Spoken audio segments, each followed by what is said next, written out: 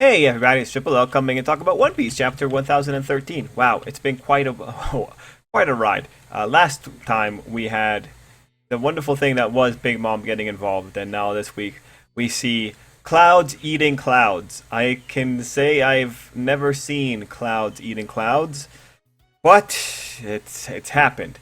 Now, one thing I will say is that I mourn Nami's power up. I really thought Nami and Zeus would be really cool. I thought it was a neat power. I'm kind of still hoping that Zeus is somehow still alive, only so that Nami can keep a pretty neat power up. I mean, a sentient thundercloud seems like it could be very useful, but I guess Nami does not deserve upgrades. I am sad and very disappointed. Also, this chapter features Luffy falling off of Onigashima.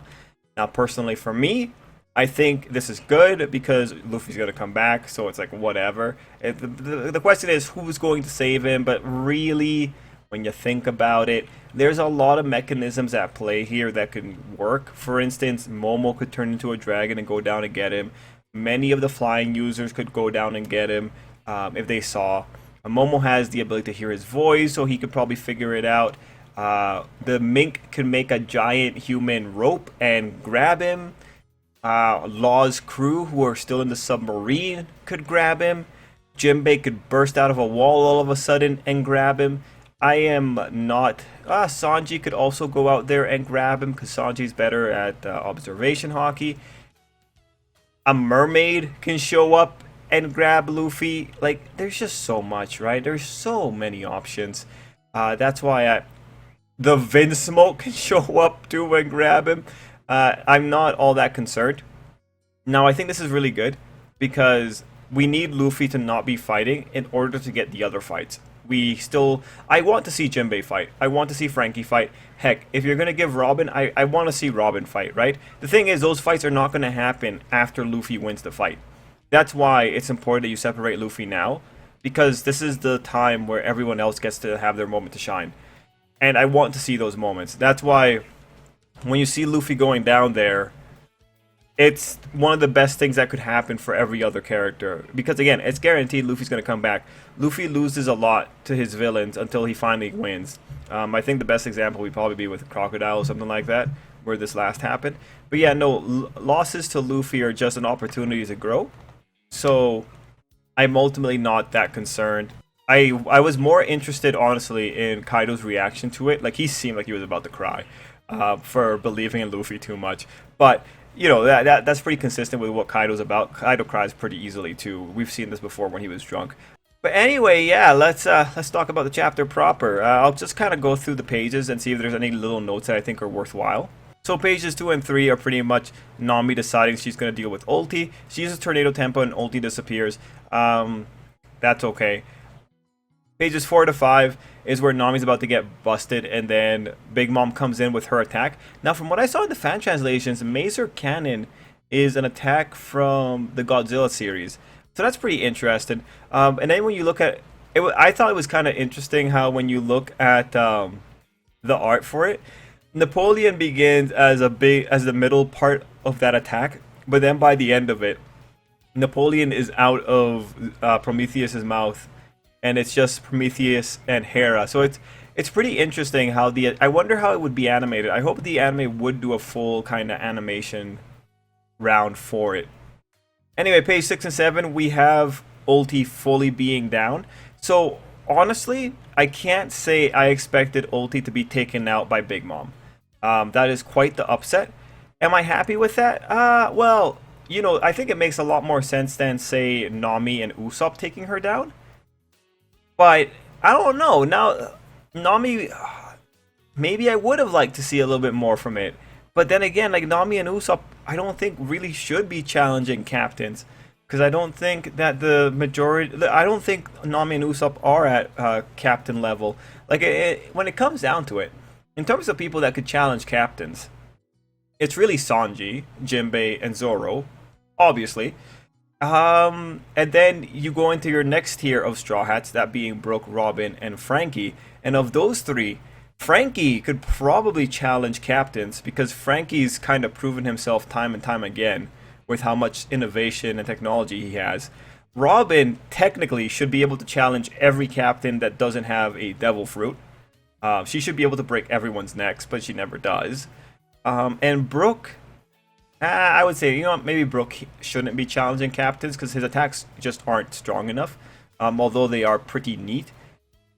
Yeah, I think that would be okay. So like of the Straw Hats that shouldn't be challenging captains, Nami and Usopp are most definitely not in that group.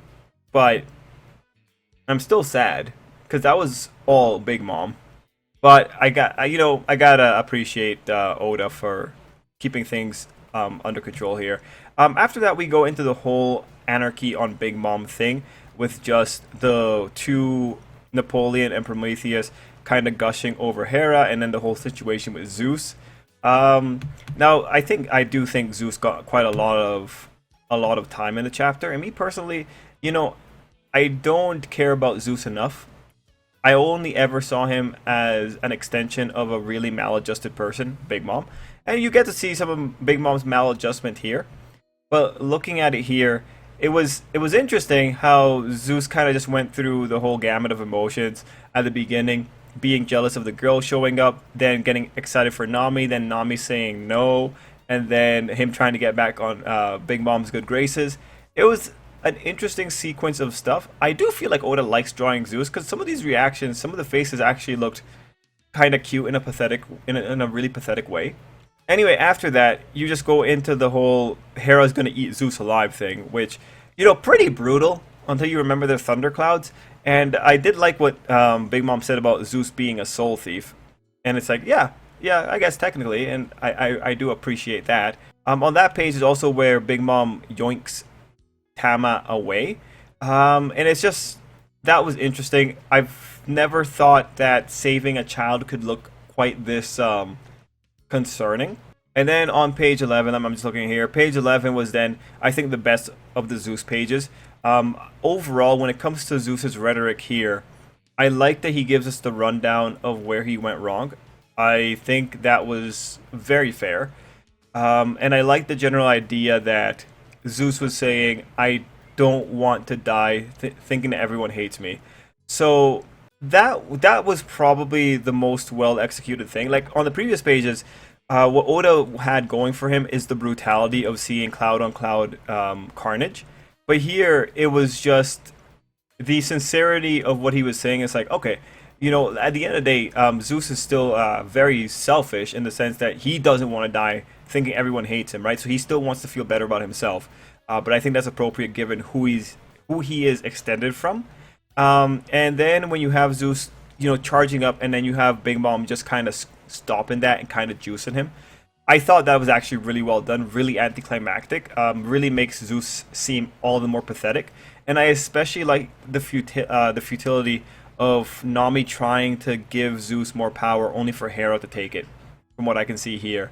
Now, at this point, legit, I do kind of wish that Zeus still maintains some of his ego. But with the way this is going, I don't think that's happening here. Anyway, on page 13, I think will be an interesting page for people that were upset about Big Mom just doing a 180 on Otama, because Big Mom says she hates when people leave her, and that means that she has to kill them. So I guess she's out of her big mode there, and now it's fully Otama deserves to die. Thankfully, Kid did show up. Now, with the Kid pages, I don't see anything that is of specific note. Kid's going to be in a lot of trouble here unless Zeus does have some kind of weird shenanigan. It's just, do you think Kid can actually take down Big Mom by himself? I don't know. I don't think it's going to be an easy fight. That's for sure. I guess, going back a page, does Big Mom's 180 deserve more? More talk? Not really. Like, Big Mom is a very volatile character. We know this about her. I mean, she's so volatile that for some reason it's easier to hit her when she's crying about a woman that raised her in the past, right? Like, volatility has always been Big Mom's thing, and then when you see the way Zeus acts and the way these people, the way Big Mom in particular just kind of changes on a dime, I don't think this deserves any more talk. But I know that because of last time, with the way people reacted to it, yeah, no, Big Mom's just pretty bipolar in this sense. And I mean, Oda uses it to a really good degree here, right? He uses Big Mom's volatility to justify really crazy plot movements. I really feel this is more of the same. Like, I mean, Big Mom's the kind of person that killed one of her kids before while she was having a hunger fit. Man, if she had a hunger fit now, that would be hilarious. Anyway, by the end of that, we're at the end of the chapter with Kaido. Now, from Kaido's dialogue, I like how he refers to human beings. They can't give up hope, and that's the problem. When you have him talking like that, referring to his race as human being, it really does make you wonder, like, Kaido, are you really a human? And it's like, at this point, I don't know what to think anymore, because Oda in one of the SBSs officially said that the fish fruit does come in that dragon model. So it's like, Oda, I don't understand, man. I don't understand. Is Kaido a dragon human hybrid who then had a dragon devil fruit? It's hard to say. And honestly, the horns. What is going on with the horns?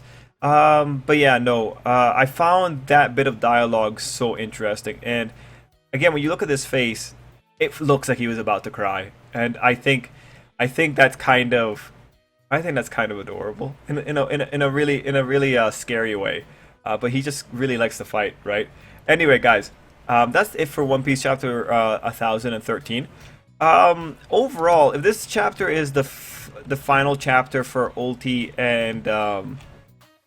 and Zeus, you know what? I think Zeus got with that last little bit of him just saying what he wanted. I think that was really good. And with Ulti's end, I mean, I'm not gonna complain about Ulti falling to Big Mom.